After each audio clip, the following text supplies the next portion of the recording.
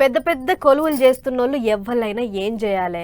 ఆళ్ళ కిందుండే ఉద్యోగులు సక్రమంగా పని చేస్తుర్రా లేదా?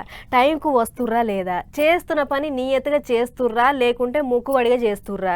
కొలువులో ఏమన్నా అవకతవకలు ఉన్నాయా అని అరుసుకోవాలి. కానీ జిల్లా చదువుల పెద్ద సార్ ఒకాయన ఏం చేసిండో చూడుర్రి మీరే. వారే వా డిఈఓ అంటే గిట్లుండాలి.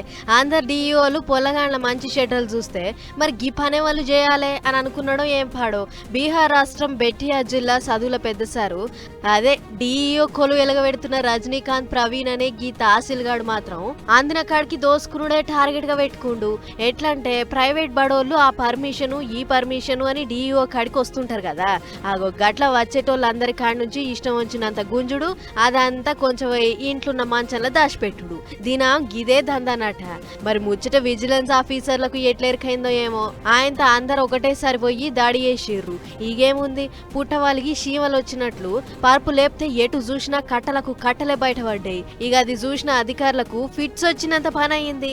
వారి ప్రవీణ్ గా నువ్వు బువ్వ తింటున్నావా లేకుంటే పైసలు తింటున్నావారా అని నోరెల పెట్టిర్రు.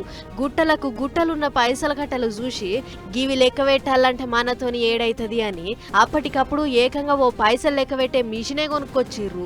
ఇక తలా ఓ దిక్కు కూర్చొని ఒక్కో కట్ట లెక్క పెట్టుకుంటా బస్తాలల్లా పిక్కటంగా మెలిగిర్రు.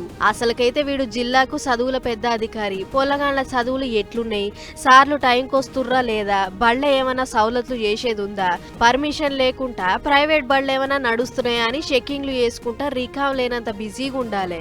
కానీ వీడు మాత్రం పైసల కుప్పను ఉక్కునే పనిలో ఉన్నాడు. ఆయన ఓ పెద్ద కొలువులుండి గీ మాత్రం వెనకేయకుండా ఎంత ఇజ్జత్ కచ్చర చెప్పుర్రి అని గుసగుస పెడుతుర్రు గీ ముచ్చట చూసిన పబ్లిక్. అన్నట్లు ముచ్చటెరికైన వీడిని సస్పెండ్ చేసిర్రట అధికారులు. అసలు సస్పెండ్ కాదు, ఈసొంటోని డిస్మిస్ చేసినా తక్కువే అని అంటుర్రు ఇంకొందరు.